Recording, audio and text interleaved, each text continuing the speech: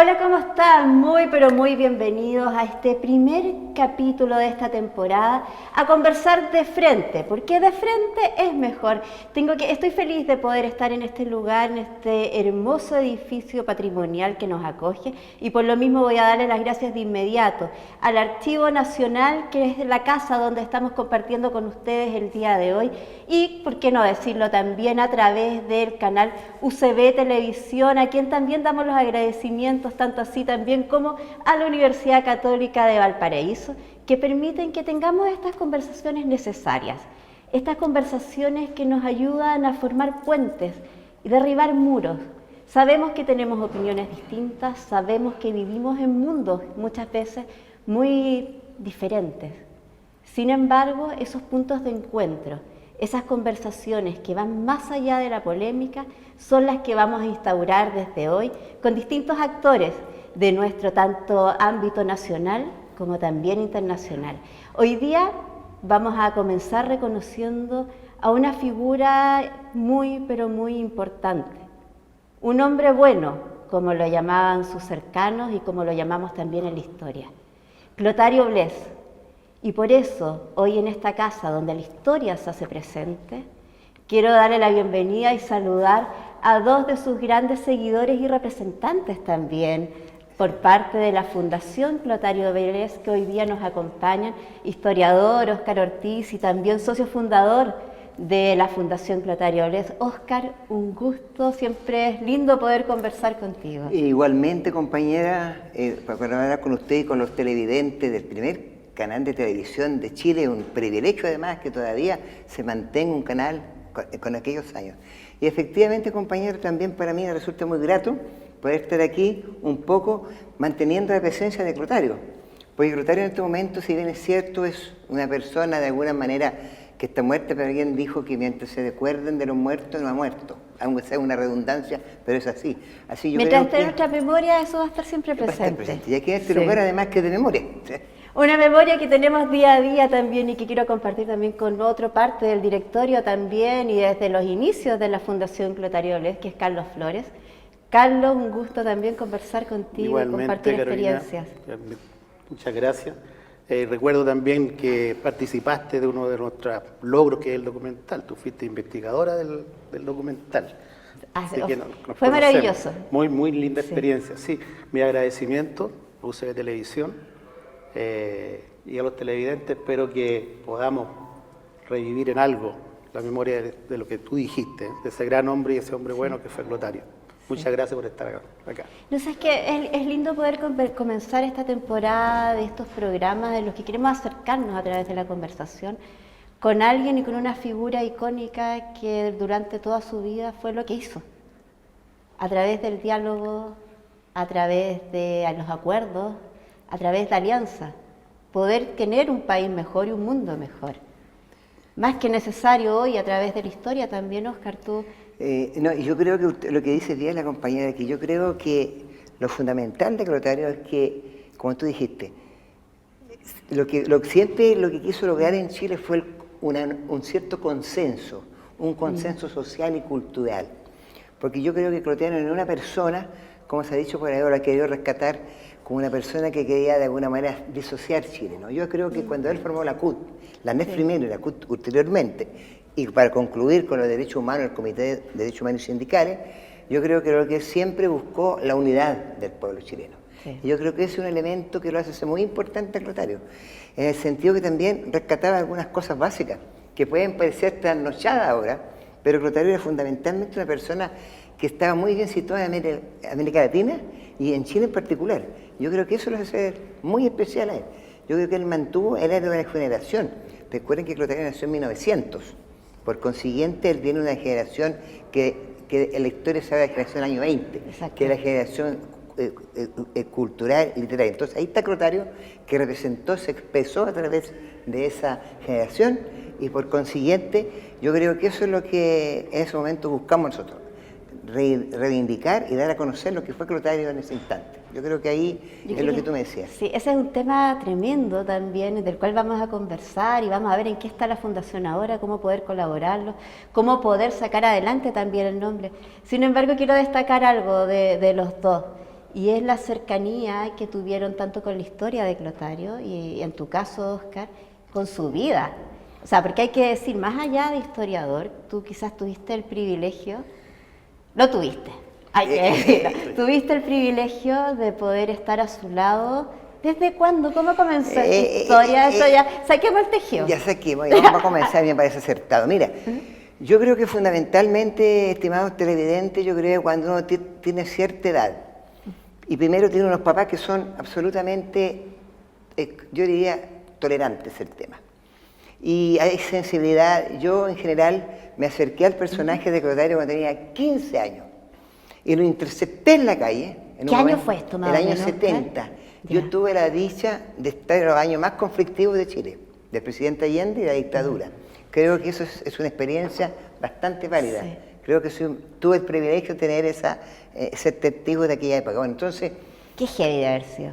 sí, y Eso tuve la fuerte. suerte además, compañera, de que a los 15 años yo era demasiado despierto, extremadamente, ahora diría un niño hiperactivo, casi rozando el autismo, como llamaban. Entonces, en general, me puse yo a conversar con Clotario y al principio fue muy hostil, no quería, pero me citó un día X a las 3 de la tarde. ¿Ya? Y yo llegué 2 minutos antes de las 3. Esa situación, ese suceso, a Clotario fue lo que le permitió abrir la puerta, porque dice que por primera vez alguien llegaba a la hora. Entonces era un tema que para Clotario era una obsesión llegar a la hora. O sea, Cuando nosotros íbamos a la cárcel a ver a los presos políticos casi todos los días, yo tenía que estar más o menos a las 7, 5 minutos en la puerta, y si no se mandaba a cambiar. Entonces, trabajar con Clotario, si bien es cierto, fue un privilegio, pero también en algún momento fue realmente una situación conflictiva, porque tenía bastante, diría yo, como era un hombre solterón, Claro. y yo llegué un poco a alterar la casa, entonces a veces costó, incluso yo tengo una triste experiencia, yo tuve un niño de 3 años que se me murió, y cuando agonizó, Clotario a los 2 meses me acompañó al hospital, porque antes yo tenía 3 niños y Clotario ignoraba a los niños. Pero Mira. cuando ocurrió este suceso, además al lado estaba agonizando el hijo de Danny Chilian, el cantante de la Nueva Ola. Entonces Clotario a los dos, diríamos, de alguna manera nos calmaba, nos contenía.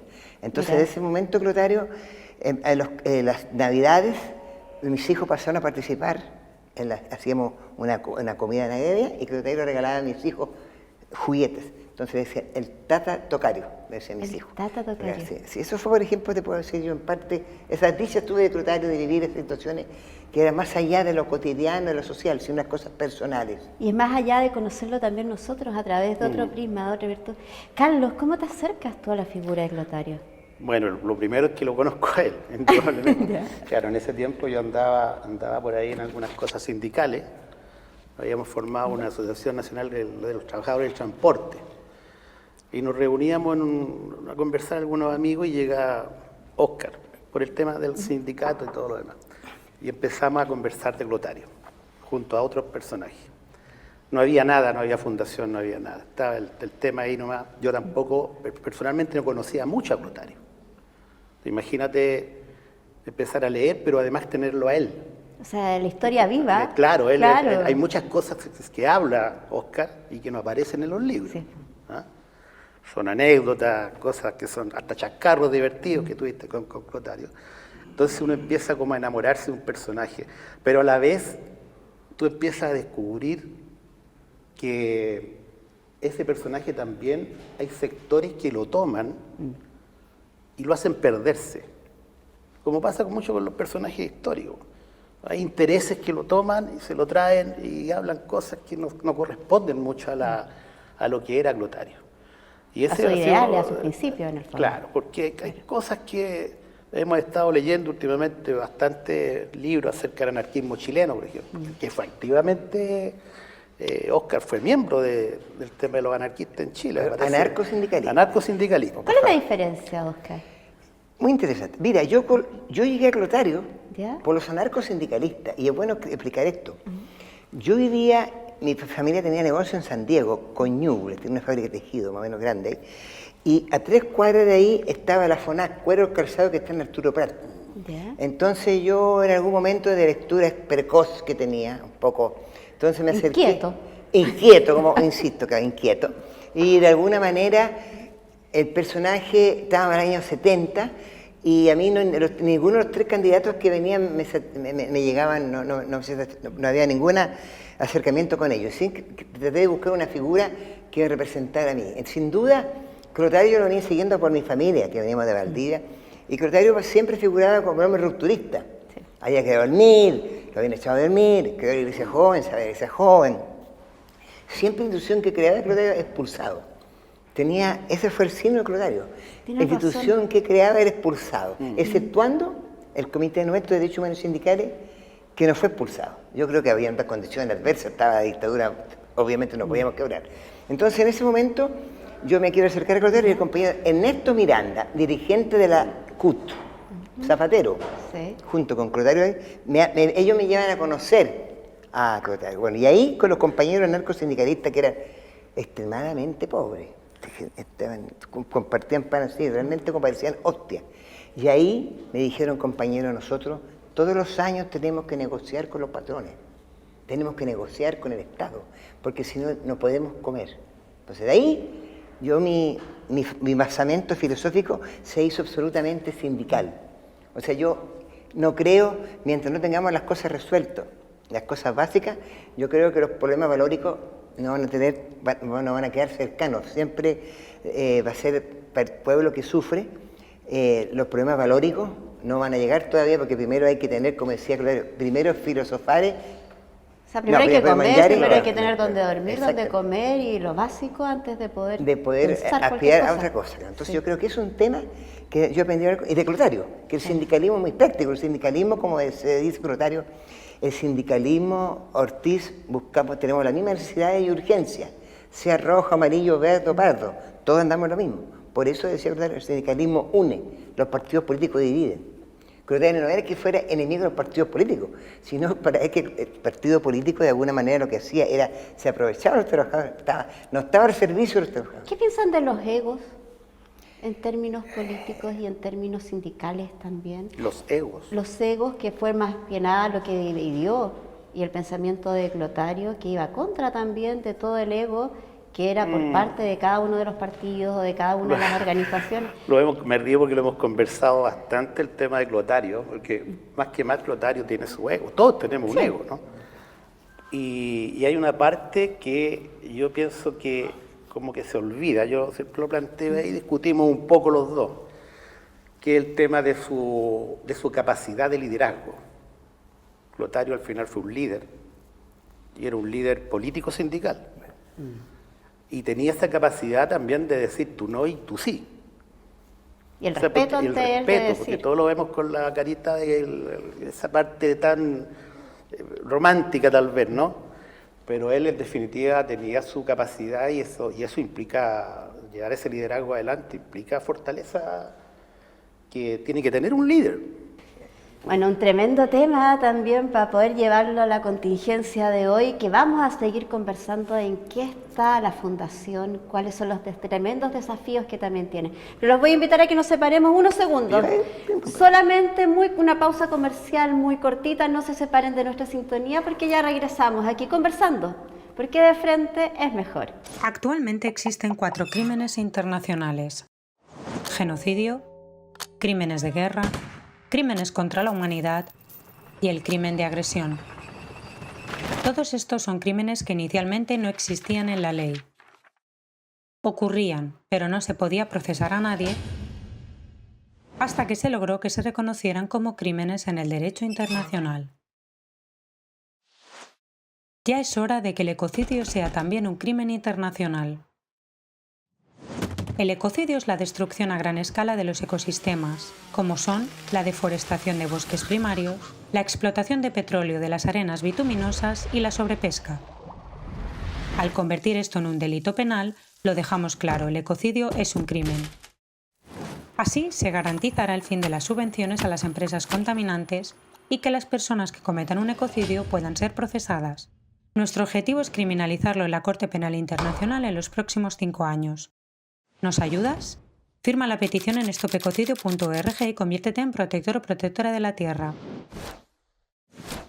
Y luego de esta breve pausa comercial, ya estamos de regreso aquí conversando en De Frente es Mejor. Estamos hablando respecto a la Fundación Clotario Bles con dos grandes de sus representantes, Óscar Ortiz y Carlos Flores. Carlos, hemos revisado anécdotas de Clotario, sin embargo, la Fundación, ¿en qué está hoy día? Mira, la Fundación, en principio, tuvimos que ordenarnos, obviamente, porque Óscar era poseedor de mucho material documental de Clotario, bastante documental. Entonces empezamos a ver qué se hacía ahí. Al final decidimos, gracias también a Archivo Nacional, se decidió entregar la documentación. Buenísimo. Yo estuve hace poco acá en una reunión y se le dio el título de Monumento Histórico Nacional a los archivos de Clotario. Ya está en proceso de digitarse y va a ser reconocido para todo el mundo. Ese fue un primer paso. Posteriormente empezamos a ver por dónde podíamos hacer conocida la figura y además, que era la otra misión de la Fundación, era desarrollar algo para el campo de los trabajadores. Y ahí empezamos con el tema de tomar, ¿no es cierto?, ya personalidad como corresponde jurídica. Empezamos a postular ciertos proyectos, nos hemos ganado proyectos bastante interesantes, estamos trabajando en eso. Hoy día estamos en un fondo de educación previsional, que lo hemos desarrollado ya en 3 regiones del país, nos ha ido muy bien con eso. Lo que más también nos llena de orgullo es el documental. El documental que gracias a un convenio con la ANEF está recorriendo Chile. Buenísimo. Yo tuve la oportunidad, el primero fue Óscar, yo tuve la oportunidad de viajar a Canadá y ponerlo allá. Fue muy buena experiencia porque además participamos en la central de sindicatos del Quebec.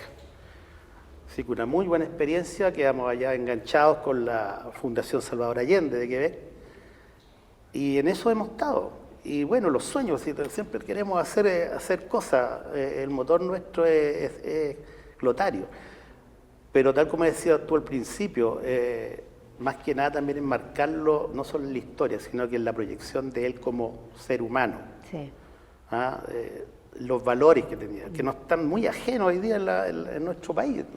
Están ajenos en el mundo completo muchas veces sus valores y esos principios de igualdad, principios que nos hacen falta revivir y retomar a través de sus figuras. La austeridad, por ejemplo. Sí. De pronto se dan cosas. Ayer me llegó una foto de un mural hecho por jóvenes y estaba la figura de Clotario. Mira qué linda. Sí, es que esa imagen, que yo tengo un recuerdo de una foto bueno, tú cuéntanos de eso, del concierto de los prisioneros con Clotario, maravilloso. Son dos cosas de rock. Hace poco, ustedes harán el año 79, veníamos por la calle con Clotario y fueron a la casa de Clotario unos niños punky, hijos de presos de exiliados que regresaban. Entonces Clotario le gustó mucho, me dijo, mire Ortiz, que ven esos niños como llevan el pelo. Bueno, y estos niños punky, nosotros teníamos un mimeógrafo, y esos niños punky sacaban ciertos poemas y sacaban algunas traducciones de Ramón, de St. Peoples, y eso de alguna manera se distribuyó. Bueno, eso de alguna manera ha sido rescatado por la gente del punk. Entonces, para la gente, el movimiento punk y Clotario es el abuelito de los punk. Ese es el primer tema. Y ulteriormente, el 85, 86, una vez Clotario me dijo, fundamental, Ortiz, saber qué está pensando la juventud. Entonces nos fuimos al Estadio Chile en aquella época, Víctor Jara, por personas que no saben ahora, y nos fuimos ahí, Clotario llegó y eso estaba registrado en la revista ¿Qué Bicicleta? Entonces Clotario se situó por arriba en la galería, y de arriba vio más o menos toda esta cosa de los prisioneros y Clotario dijo, sí, ahora entiendo mejor a la juventud. O sea, eso tenía, él como tal, tenía la capacidad de percatar, de observar cómo vivía el mundo. Así que eso demuestra la capacidad que tenía Clotario, más o menos como político, que tiene que ser, evidentemente, vivir en la realidad. Entonces, eso yo creo que entre tantas cosas que se pueden nombrar de Clotario, porque Clotario tenía la gracia de moverse en círculos gubernamentales, amigos políticos, gente muy pudiente, gente popular, tenía esa cualidad de movilidad, entonces él no tenía esos prejuicios. Tenía Y también su casa abierta. Absolutamente. Tan abierta, cuéntate esa anécdota que es muy particular. Por favor. Tan abierta que una vez lo fue a ver Superman. Esa anécdota es muy... No te creo, Sí. yo sabía de lo de los reyes, sabía de todo, pero de Superman no. Esto fue muy breve. Clotario siempre, tipo 4 o 5, se sentaba al fondo, porque tenía una casa larga al fondo del patio, y él tenía 500 palomas. Usted puede andar comprender 500 palomas, y 15 gatos llenos de pulgas. Y usted puede andar comprender que a mí, yo realmente de ahí ese momento tomé adversidad de las palomas porque destruían la casa, Sí. uno quedaba impregnado de bronceador, etc. Pero la cosa está que un día tocan la puerta, me dice Ortiz, están tocando la puerta allá de esto. Entonces voy a ver la puerta, voy hacia allá, y venía Christopher Reeve. Venía a Chile porque acuérdense que habían 3 Claro. actores que habían sido perseguidos y llegó él venía en nombre del sindicato de los actores. Y venía con la María Maluenda y 2 personas más. Entonces María Maluenda le dijo, vengo a ver a don Clotario. Entonces yo voy al fondo y le digo, ¿qué hará Ortiz? Yo dije, Superman. Ortiz usted con su bruma, es Superman, no le creo. Bueno, después en Dimi Derete va para allá y se acerca y se dice, ¡era Superman! Era Superman. Bueno, esa es una cosa para mostrar bien breve. En la casa también tuvo la John Baez. Sí. En fin, es tanto, un dato que no sabe, que la John Baez, cuando estuvo en Chile, ella suscribió el acuerdo para que Clotario también para postularlo al premio Nobel.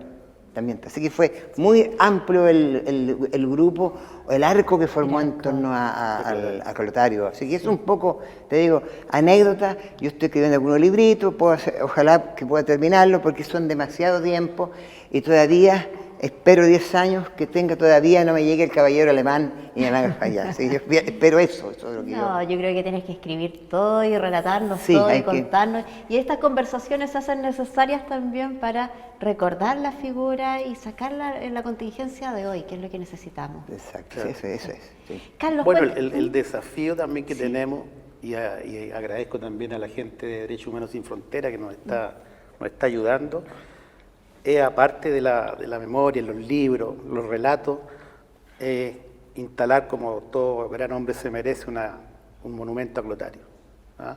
¿Y eso Y va a ahí, ser posible pronto? bueno, yo creo que con la fortaleza que nos da él fue fuerte, hay Sí. que hacerlo. Y ahí vamos a pedir la ayuda de todos que nos aporten, porque así se hacen los grandes monumentos. ¿Ah? Y estamos en eso, que es otra de las cosas que pretendemos hacer. Con la buena voluntad de los hombres, como dijo por ahí, se pueden hacer cosas. En eso estoy convencido. Con la buena voluntad y con la fuerza también de cada uno de nosotros y acercándonos a través de conversaciones que son más que necesarias y de frente, De tal, frente, tal claro. como dice nuestro programa, de frente es mucho mejor. Podríamos estar conversando 1000 horas.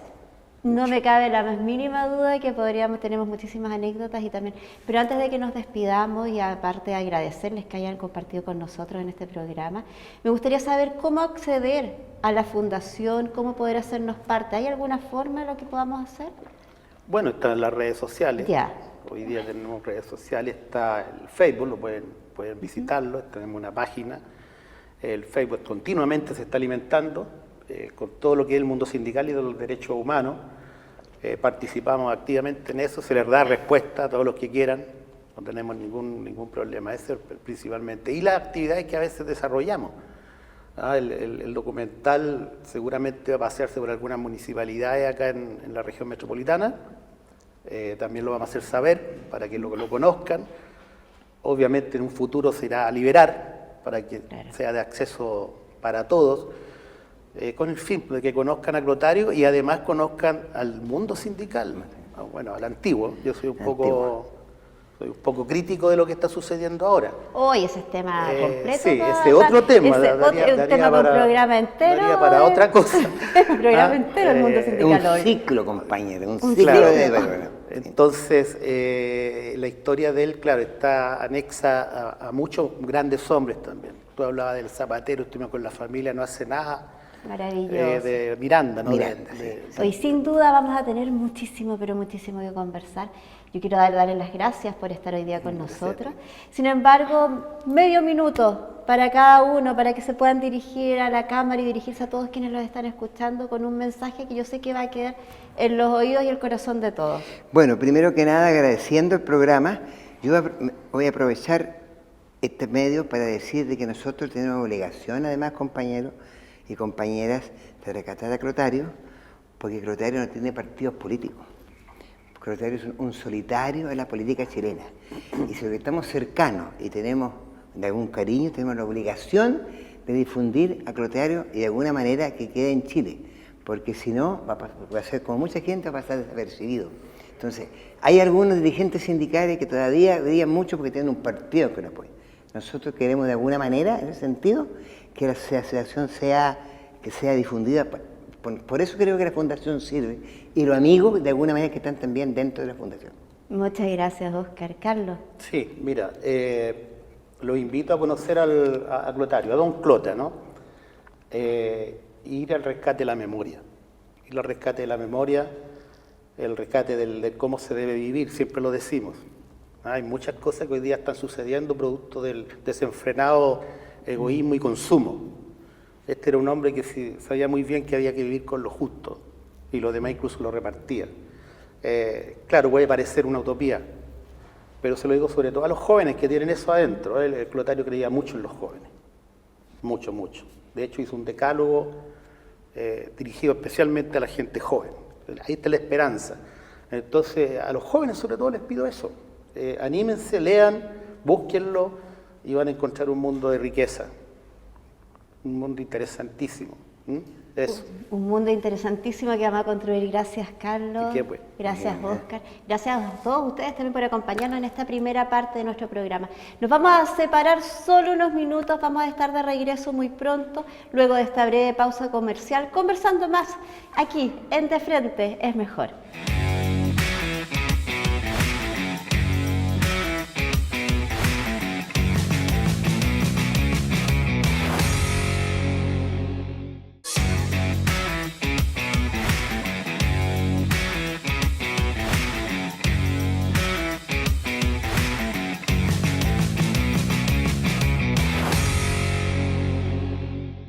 Y ya estamos de regreso, luego de esta breve pausa comercial, seguimos aquí junto a ustedes en De Frente es Mejor. Hay temas que queremos saber, hay temas que es necesario poner sobre la mesa, y por eso hoy nos encontramos también con un tremendo, pero tremendo tema e indicio que les voy a dar: crisis habitacionales. Eso es solo parte de lo que puede ver este ministerio. Me encuentro con el Ceremi de la Región Metropolitana de Bienes Nacionales, el señor Andrés Hidalgo. Andrés, un gusto poder conversar hoy día contigo. Hola Carolina, muchas gracias por la invitación. Un gusto para nosotros también estar aquí contigo. Oye, bueno, voy a transparentar algo. En la pausa comercial estábamos conversando un poquito de todo lo de la crisis habitacional que está viviendo el país, y eso es uno de los temas que vamos a abordar. Sin embargo, antes de ello me gustaría que conociéramos cuál es el campo y a qué se refiere también bienes nacionales en términos institucionales. Sí.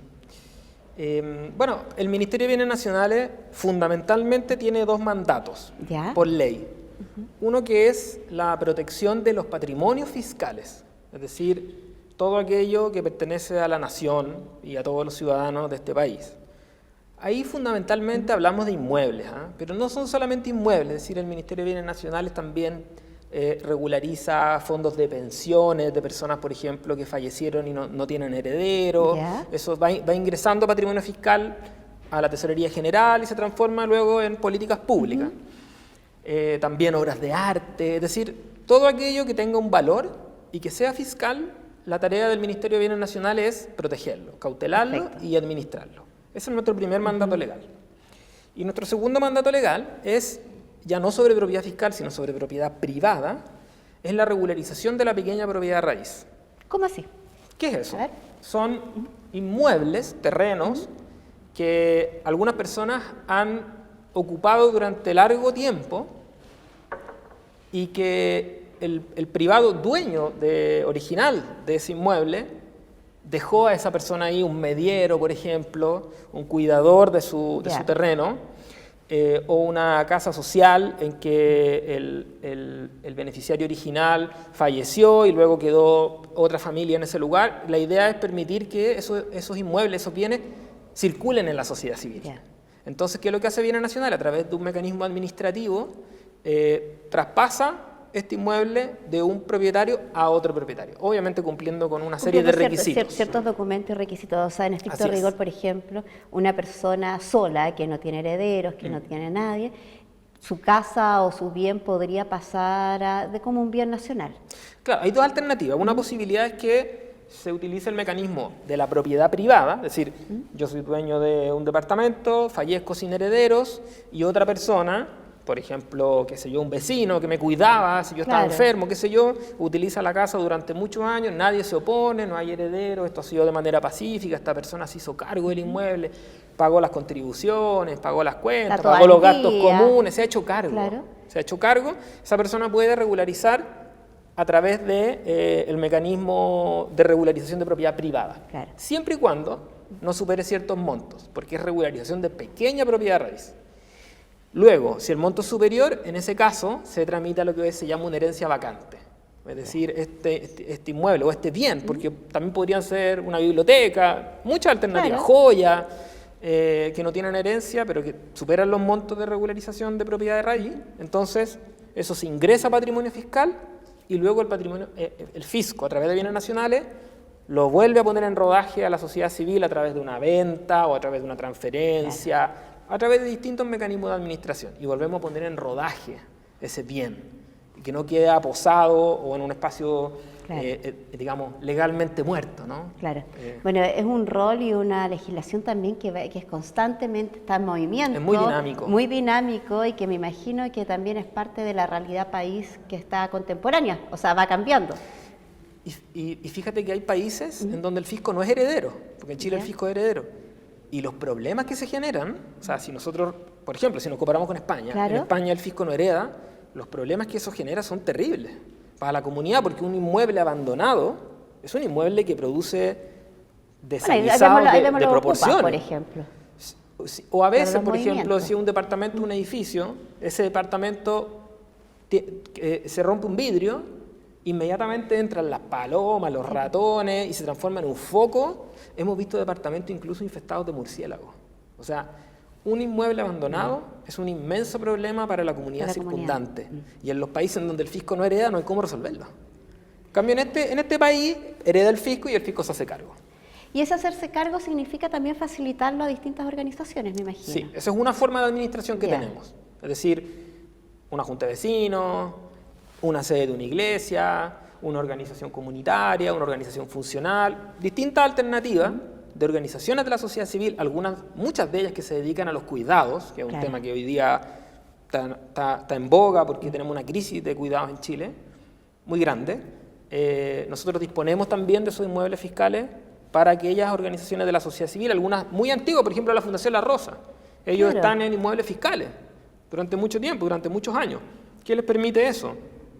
Ahorrarse. Ahorrar el arriendo, la compra. Ahorrar en el bien raíz y por lo tanto destinar esos fondos para, en el caso de la Fundación La Rosa, a la atención de los adultos mayores que están en situación de abandono. Entonces, de alguna manera nosotros facilitamos esa parte, que es el bien raíz, que muchas veces es el mayor gasto de los proyectos, el bien raíz, para que se desarrollen esos proyectos. Ay, Andrés, y hay que decirlo, el mayor gasto, y no solamente en las organizaciones, sino a nivel privado. Estamos en una crisis terrible, empezamos a conversar al respecto. Crisis habitacional que se vive en este minuto en el país, tremenda. Tremenda. Tú me das unas cifras que la verdad, bueno, uno se las puede imaginar, pero que sean reales es otra cosa. Sí, son cifras que de alguna manera permiten captar la inmensidad del problema. El último informe del PNUD de este año, que se llama ¿Por qué nos cuesta cambiar? O sea, de alguna manera lo que hace el PNUD es que nos emplaza a todos, ¿no? A decir como, oye, hay que hacer las cosas distintas, porque haciéndolas de la misma forma vamos a obtener los mismos resultados. En ese informe aparecen algunos datos respecto al tema de la crisis habitacional y respecto a muchos otros temas. O sea, el PNUD se pasea por muchos temas.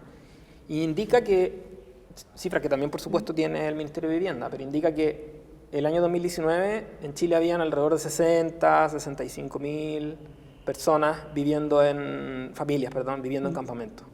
Hoy día hay 120.000. O sea, en 5 años se duplicó la cantidad de personas y familias viviendo en campamentos. Y además hay que sumarle un registro que hoy día solamente tenemos aproximaciones, que son las personas en situación de calle, que también durante los últimos años, todos lo hemos visto, ha crecido tremendamente. Entonces, ¿qué significa eso? Que si el año 2021, que fue cuando se empezó a diseñar el plan de emergencia habitacional, el cálculo fue de 640.000 viviendas de déficit, hoy día rondamos las 700.000. Eso significa que 1 de cada 10 familias en Chile no tiene dónde vivir. 1 de cada 10, el 10% de la familia en Chile no tiene dónde vivir. Vive de allegado, vive en un campamento, vive en la calle, esa es la realidad. Exacto, esa es la realidad. Esa es la realidad. Esa es la realidad. Y esta realidad, por supuesto que encuentra sus raíces en crisis económica, sí, algunas con factores exógenos, pero también en el hecho de que esas familias están relegadas, están por fuera del sistema del mercado inmobiliario. Claro. Ahora, bueno, hay varias... ¿Y por qué hay especulación? ¿Y por qué hay especulación inmobiliaria? Hay varias aristas en términos de burbuja, de especulación, un montón de temas que están relacionados.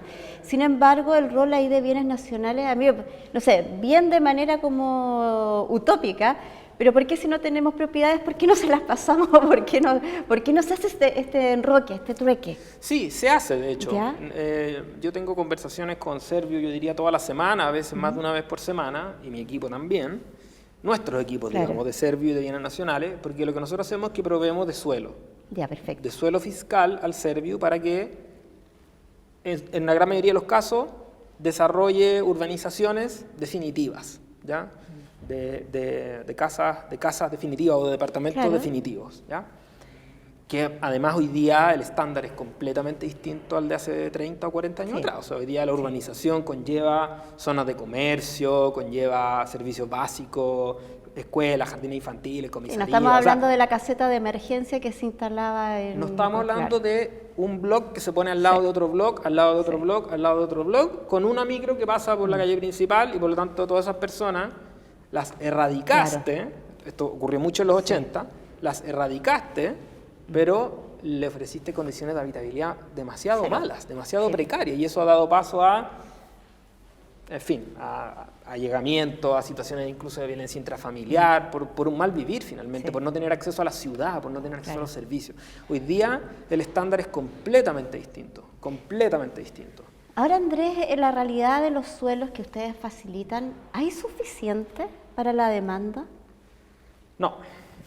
No hay suficiente suelo porque 700.000 viviendas es una cantidad de cientos y miles de hectáreas gigantesca y no es cualquier hectárea, digamos. O sea, tienen que ser suelos que cumplan con normas, que tengan posibilidad de ser urbanizados, que ofrezcan una solución habitacional de cierto estándar para arriba. Es decir, Bienes Nacionales tiene mucho terreno, por ejemplo, en San José de Maipo, mucho terreno, pero son zonas que o son de riesgo o son zonas que son de reserva ecológica, entonces no es posible, digamos, construir no es un área núcleo urbano. No es apta para un núcleo urbano. Entonces hay que buscar terrenos en condiciones y en lo posible bien ubicados, para que no ocurra lo que ocurrió justamente en los 80, que tú tenías tomas, incluso tomas que tenían mejores condiciones de las de hoy día, las sacaste, las pusiste al final de Santiago, en la periferia,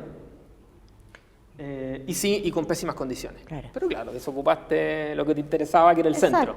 Hoy día hay una tendencia, y es uno de los factores que genera también problemas, hay una tendencia de las familias, de las personas, por vivir más en zonas centrales, porque Claro, hay una lógica de conectividad, hay una lógica de poder estar cerca. De algo que tenemos que empezar a aprender también, porque lo que se busca con eso, ¿qué es? Es el acceso a los servicios, es el acceso a la ciudad.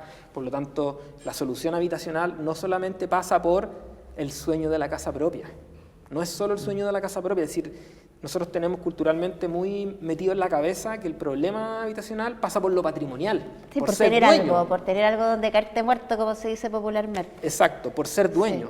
Sí. Sin embargo, a la hora de hacer el balance, tú dices, ya, perfecto, tú vas a ser dueño de algo que está al final, no quiero estigmatizar a nadie, pero al final de la última comuna de la región metropolitana. Ahí vas a ser dueño. ¿O prefieres estar aquí cerca y tener un arriendo a precio justo? Hay que poner eso en balance. Y la familia, yo les aseguro, la mayoría va a tender a estar aquí. ¿Por qué? Porque hay hospitales, porque hay colegios, porque hay acceso, porque hay buena locomoción colectiva. Entonces el acceso es a la ciudad y no tanto a lo patrimonial. Y esa cosa cultural tenemos que ir de a poco modificándola, porque hoy día las grandes ciudades, Santiago ya es una megápolis, digamos, requieren un cambio cultural, porque hay un problema de especulación, como siempre, y de control de unos pocos por grandes cantidades y gran número de inmuebles. Y que hablarlo de frente es mejor porque es un tremendo tema que tiene muchísimas aristas y que vamos a seguir conversando y vamos a seguir profundizando. Te invito a Andrés y a todos quienes están compartiendo con nosotros a separarnos muy brevemente en una pausa comercial y ya regresamos. Actualmente existen 4 crímenes internacionales: genocidio, crímenes de guerra, crímenes contra la humanidad y el crimen de agresión. Todos estos son crímenes que inicialmente no existían en la ley. Ocurrían, pero no se podía procesar a nadie hasta que se logró que se reconocieran como crímenes en el derecho internacional. Ya es hora de que el ecocidio sea también un crimen internacional. El ecocidio es la destrucción a gran escala de los ecosistemas, como son la deforestación de bosques primarios, la explotación de petróleo de las arenas bituminosas y la sobrepesca. Al convertir esto en un delito penal, lo dejamos claro, el ecocidio es un crimen. Así se garantizará el fin de las subvenciones a las empresas contaminantes y que las personas que cometan un ecocidio puedan ser procesadas. Nuestro objetivo es criminalizarlo en la Corte Penal Internacional en los próximos 5 años. ¿Nos ayudas? Firma la petición en stopecocidio.org y conviértete en protector o protectora de la tierra. Luego de esta breve pausa comercial ya estamos regresando aquí a conversar de frente, porque es mejor junto a Andrés Hidalgo, Seremi de la Región Metropolitana de Bienes Nacionales. Andrés, bueno, hemos abordado un poco para entender el mecanismo del funcionamiento del Ministerio. Sin embargo, ¿en qué están hoy? ¿Cuáles son los desafíos principales que tiene Bienes Nacionales? Hoy día estamos desarrollando, yo diría, 3 o 4 líneas marcadas, digamos, orientadas por las definiciones programáticas de este gobierno. Es decir, ¿qué quiero decir con esto? El quehacer del Ministerio evidentemente supera hacia atrás y hacia adelante las definiciones gubernamentales, porque hay una cosa de continuidad de servicio. Hay una técnica, pues la llamamos, un área técnica que está... Y hay funcionarios de carrera que saben exactamente cómo hacer su trabajo. Pero claramente cada gobierno tiene sus propias prioridades y su propio programa. En nuestro caso, hemos hecho mucho énfasis en temas de derechos humanos, porque el Ministerio de Bienes Nacionales en la región metropolitana, lógicamente, es dueño de una importante cantidad de sitios de memoria súper relevantes para la historia de este país. Por lo tanto, hemos hecho gestiones en ese sentido. Tenemos una línea de trabajo con la agenda de mujer y equidad de género, porque ahí también hay una brecha muy importante. Hay muchas organizaciones conformadas, lideradas por mujeres que tenían dificultades para acceder a un espacio de distinta naturaleza, es decir, mujeres que trabajan en temas de salud, mujeres que trabajan en temas de estudios al respecto, mujeres que tienen demandas particulares, mujeres indígenas, mujeres rurales, o sea, una serie de abanicos en donde nosotros hemos ido con ellas construyendo las condiciones para que vayan pudiendo tener su espacio. Y nos ha ido bastante bien en eso. O sea, hoy día hay al menos yo diría una decena de organizaciones solo en la región metropolitana que no teniendo espacio hoy día ya lo tienen. Y nosotros hemos aprendido de que las organizaciones o los proyectos se pueden desarrollar en la medida que tengan un espacio, que es clave. O sea, es básico tener la casa, tener el lugar donde funcionar, aunque parezca mínimo, es todo muchas veces. Así es. Entonces, en esa línea también hemos ido trabajando. Y nos hemos puesto a disposición del Ministerio de Desarrollo Social y Familia para lo que ellos nos han pedido. Albergues, a propósito del tema de la crisis habitacional, pero también a propósito del invierno que tuvimos, que no fue cualquier invierno. Y a propósito de las catástrofes naturales también, naturales entre comillas, hay que decirlo. Sí, porque también son parte del cambio climático. Pero a propósito de un invierno que tuvimos particularmente frío y particularmente lluvioso, entonces tuvimos que abrir varios albergues de emergencia, pero que la idea es que se proyecten en el tiempo, ¿sí? Entonces nos hemos puesto a disposición del Ministerio de Desarrollo Social y para ayudar a fortalecer el servicio de protección a la niñez y adolescencia, que está en proceso de implementación, y ahora último también lo que van a ser los centros comunitarios de cuidado, es decir, crisis de los cuidados y muebles para poder abordar las aristas que implican esa crisis. Y esas 3 o 4 líneas se han ido desarrollando más o menos bien, unas más rápidas que otras.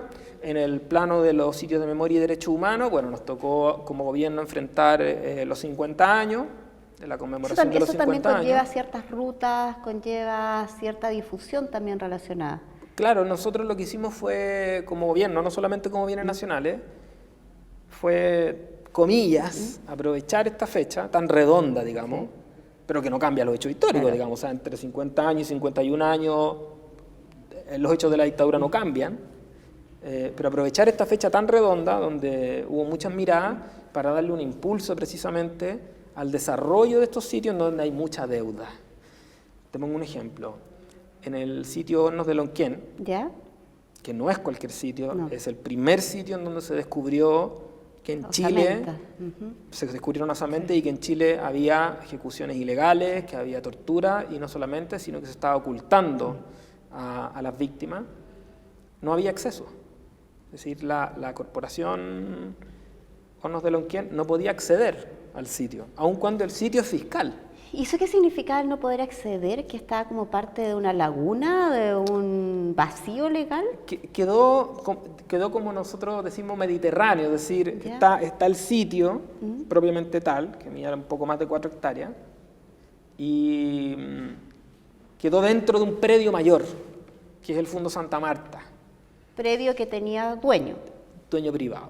Entonces el acceso, el dueño puso un portón. Por lo tanto no había acceso. Bueno, ¿qué hicimos nosotros? Conseguimos ese acceso. Eso posibilita el hecho de poder invertir en ese lugar para recuperarlo a vida su importancia histórica. Entonces, ¿representa un avance? Evidentemente representa un avance. Estamos hablando de una organización que es memoria. En prácticamente 35 años de democracia no había podido acceder al sitio. Mira. De manera libre. Y me imagino que no es el único sitio que está en esas condiciones, o sea, deben haber otros lugares también. Hicimos algo casi igual en Cerro Chena, es decir, la Corporación Memorial Chena no tenía acceso al sitio. Y hoy día no solamente tiene acceso, sino que además tiene la concesión propiamente tal del sitio de memoria en donde están los vestigios de la casa que utilizaba en este caso el ejército durante la dictadura como centro de secuestro, en fin. Ahora, Andrés, en términos de recursos del Ministerio, ¿qué sucede? Por ejemplo, se le designa, porque claro, la parte de la historia, la parte de los bienes, es más que relevante poder considerarlos y tenerlos y darles lo que corresponde. No obstante, también la parte de la contingencia de hoy, como vemos lo habitacional, también, o sea, es contingencia viva de hoy, necesidad, requerimiento. ¿Cómo hacen esa evaluación en términos de costos para el Ministerio? Bueno, esa evaluación se hace, eso está en la ley de presupuesto. O sea, ¿cuánto se le asigna a cada ministerio o a cada organismo del Estado, porque son muchos? Eso está en la ley de presupuesto. Esa ley de presupuesto la elabora el Ministerio de Hacienda. Exacto. A propósito de los insumos que todos los organismos le entregamos en términos de el desarrollo que nosotros o el trabajo que pretendemos ejecutar durante el próximo año, justificadamente. Exacto. Pongo un ejemplo. Nosotros este año reparamos en sitios de memoria la ex Clínica Santa Lucía. Cuando digo nosotros me refiero al Ministerio de Bienes Nacionales. Claro. Hicimos reparación de la Clínica Santa Lucía porque estaba en una situación muy lamentable, como muchos otros inmuebles y otros sitios de memoria. Y esa reparación se hizo con fondos del Ministerio. Londe 38, claro, que también va a ser reparado porque también está en una situación muy compleja, se está reparando con fondos del Ministerio de Obras Públicas. Ya, o sea, hay varias. Entonces hay varias líneas. Y te lo pregunto básicamente porque quizás como a primera vista o de primera sensación alguien que nos puede estar viendo puede decir, ya, perfecto, me interesa que se recupere la memoria, que se destinen recursos a esto. Sin embargo, ¿cuánta gente hay, lo vimos al principio, cuánta gente hay que no tiene dónde vivir hoy? Necesitamos... Hoy, entonces, ¿cómo entendemos esto? Exactamente, lo que todos los países requieren, incluido Chile, es avanzar en todas las políticas que son prioritarias. Hoy día el Ministerio de Vivienda va a construir 260.000 viviendas, algunas las va a entregar, otras las va a dejar adelantadas, significa proyectos aprobados, con permisos de edificación, con la norma del suelo, etcétera, porque hay un límite. Hay un límite de capacidad, incluso de las empresas contratistas que son las que ejecutan los proyectos. Es decir, hay una limitación operativa que no te permite decir seriamente vamos a construir 700.000 viviendas en 2 años. O sea, no hay estructura institucional que aguante. No hay sobre estructura todo, ni recursos muchas veces. Pero además, en una situación que sigue creciendo, porque el problema de que el mercado privado inmobiliario esté en manos de unos poquitos y haya gente en Chile que tenga 100 departamentos, porque eso ocurre, que tenga 100 departamentos y por lo tanto tenga un cierto control sobre los precios, hace que estas personas queden fuera del mercado y la única alternativa que les quede sea la vivienda que provee el Estado. Un tremendo tema que vamos a seguir abordando, pero no quiero que nos despidamos antes de poder tocar el hecho de que las playas y los sectores de acceso que están relacionados, ya sea a lagos, a zonas turísticas. Sí.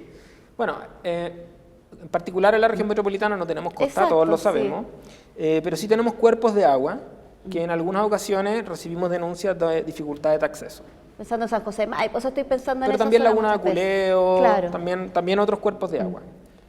Hay que entender lo siguiente, en Chile no existen las playas privadas. No existen las playas privadas. Las playas son bienes nacionales de uso público. Por lo tanto, como dijo el señor del Gasco, váyanse porque esta es mi playa. No funciona así. Si alguien está obstruyendo el acceso a la playa y al agua también es bien nacional de uso público, lo que corresponde es hacer una denuncia que se puede hacer a los municipios o que se puede hacer también a bienes nacionales. Maravilloso poder también conversar y poner sobre la mesa distintos temas. Revisamos varias aristas que sin duda queremos profundizar en otro minuto. Andrés, yo te agradezco el tiempo que te has dado para conversar con nosotros y poder empezar a conocer un poquito más de cuáles son los alcances del Ministerio y también del rubro. Yo totalmente a disposición, siempre estoy tratando de ir a los medios y saludo por supuesto también a sus televidentes, es un gusto estar aquí. Yo me acuerdo de haber visto este canal muchas veces, así que también le tengo cierto cariño. El canal más antiguo. Sí, el canal más antiguo que estamos aquí, que nos recibe en nuestra casa. Muchísimas gracias, Andrés, y a todo el equipo que te acompaña también. A ti por el espacio y también a tu equipo.